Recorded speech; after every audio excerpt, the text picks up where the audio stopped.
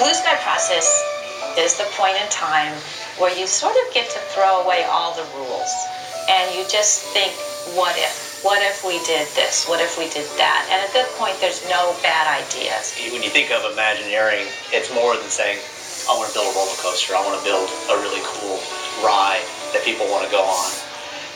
We want to take it one step further and put you into a story, make you feel like you're in a different place and in a different time. When I came up with the idea to do a movie with Cars as characters, it really was kind of merging of the two sides of my kind of family, you might say. My dad, as a parts manager at the Chevy dealership, my mom was an art teacher. It kind of represented my love of cartoons and animation, and so it kind of really merged the two together. The story of Cars really started gelling. The summer of 2000, my wife and I took a cross-country motorhome trip with our 5 sons. We went down Route 66 and just experienced that kind of old-fashioned road trip. And I kind of got reminded of something really special, and that is that the journey in life is the reward, not the destination. And when they started talking about taking the characters and the place that we developed in our movie Cars and making a land, I got so excited. I got so incredibly excited because Disneyland was one of the most important places and things in my life. And it actually has inspired me. I mean, Disneyland in great part inspired me to do what I'm doing for a living. We would go once or twice a year, and it was my favorite day of the year. And I remember just loving the detail, the authenticity. Every little aspect of it takes you to that place in time.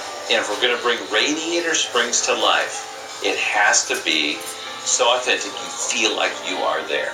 And to be authentic, the first thing I asked all the Imagineers, I said, you have got to get out there on Route 66 and travel Route 66. It's feeling it, seeing the light, and hearing the stories of the people on the road. We started in Eric, Oklahoma, and we went to the old parts of Route 66, and we stopped in a lot of the towns along the way, and we met a lot of the people. It gave us a real appreciation for, why the story was so special to John Lasseter.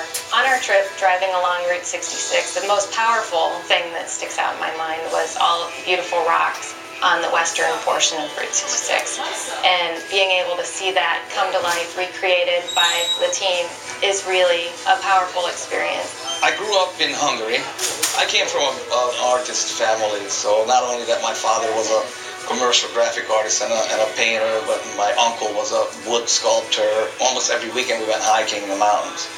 So that became engraved in our brains. I just had this affinity towards nature.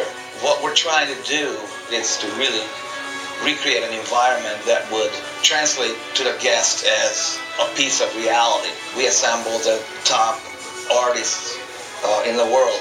We really want to pay attention to all the small details that Route 66 geology offers. The closer you get to that rock work, it wraps around you. You look around and you are transported. What Disney does so well is we immerse guests in experiences, and that's what Carsland does. Carsland, I say it reaches out and hugs you. As you walk down the street and you walk toward the mountain, the real world goes away. You are surrounded by Radiator Springs, and you're in the middle of a movie. When we took on Carsland as a project, we obviously had a great vocabulary to work from. But in the film world, you can control what the guest is watching or looking at. In a theme park, you can't. They can turn 360 degrees. They can look around the corner. They can look up. They can look down. And so you have to start thinking about all those little nooks and crannies. And in some cases, that's not defined in the movie. Some of the biggest things that I learned on that trip involved meeting the people that inspired the characters. To meet Fran and Joanne from the Midpoint Cafe in Texas, who were the inspiration for Flow, and talk with them and kind of get an understanding of if that character owned a building, how would they decorate the inside? There are so many tiny little details that help tell the story of the whole land. indoors and outdoors. We use so many tools, especially the landscape design. We play with texture, we play with light, we play with color, and scale, certainly. The graphics, the colors on the buildings, they all tell a consistent story. We don't have any contradictions, and that's how we immerse you into a world and immerse you into this fantasy story. When we were designing our signs, we were thinking these are what the actual characters would design or buy for themselves. So no matter where you are, whatever that sign is related to, it's going to play a part in that story. We have these 3 new attractions in Cars Land that have their own spirit, and I think that Walt would be very proud of this land. Mater's Junkyard Jamboree is this musically based attraction where baby tractors are pulling trailers with our guests in them. It's inspired by the old whip rides on the East Coast and the boardwalks, where a castered vehicle would go down to the end of a loop and then just whip around. You're going to be going right and left and around like a good old-fashioned square dance. And in fact, that's what Mater's having. He's hosting a square dance called the Junkyard Jamboree. There's 10 other carriages being pulled next to you, so you're passing them and you're all looping each other. So it's going to be very kinetic and very fun. Luigi's Flying Tires is going to be an amazing experience. That attraction was actually inspired by the Flying Saucers attraction that ran in Tomorrowland at Disneyland. The old Flying Saucers that were in the 60s were a big thrill for my brother and I. It's come around full circle, and hopefully my family will have those fond memories also. When we started out deciding that we wanted to build a flying ride, quickly we realized that more air is more fun. It's like a mini hovercraft, and the idea that you get to control it yourself, I think, is very fun. You go chasing after one vehicle, or you race somebody from one side of the floor to the other. Radiator Springs Racers is going to be, I think, one of the greatest attractions that Disney has ever designed and built. A great attraction takes you somewhere. It takes you to another place.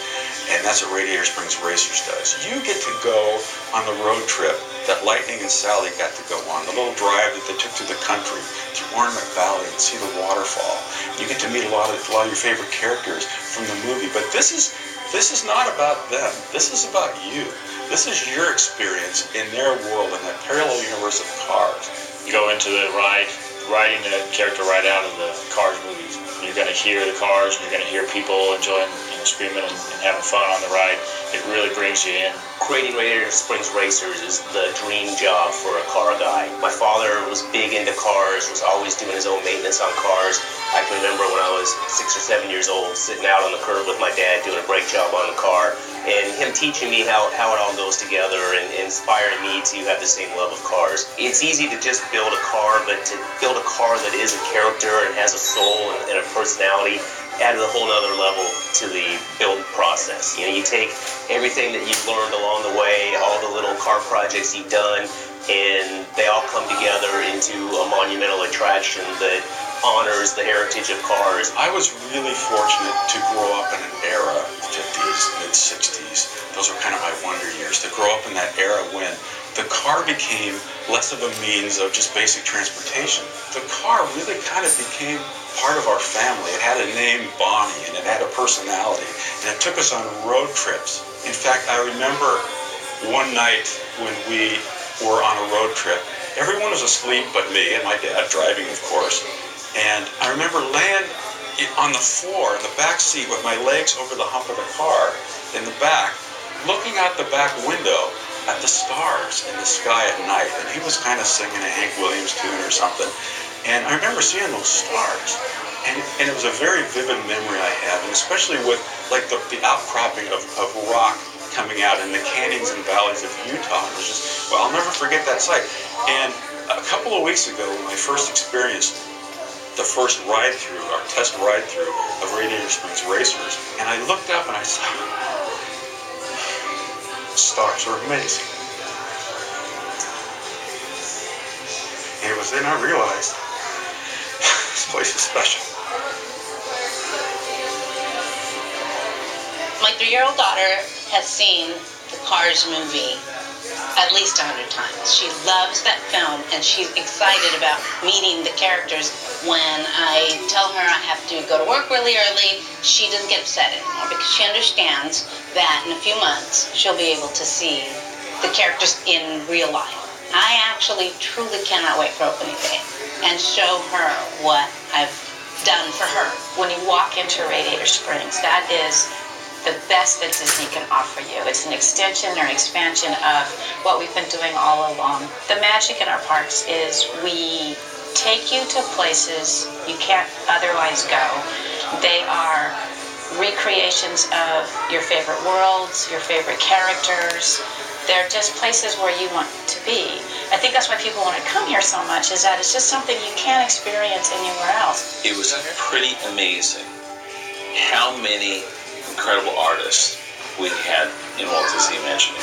Because when you think about Cars Land, there's the ride engineering, there's the architecture, there's landscape design, kind of go on and on. It's really incredible, and it was great that we were all focused on the storytelling to create the home of Lightning McQueen, of Mater, of Doc Hudson, of all the residents of Radiator Springs, and make it as authentic as we can. The character of the town, the character of the cars, and the whole world, it just is in everything, and I think it's going to be, I can't wait. When we visited with people along Route 66, they were very proud of where they were and what they were doing. And as we walk through our town, you get that sense of we love what we do. When our guests step into this land and they see the spectacle and the panorama of the landscape,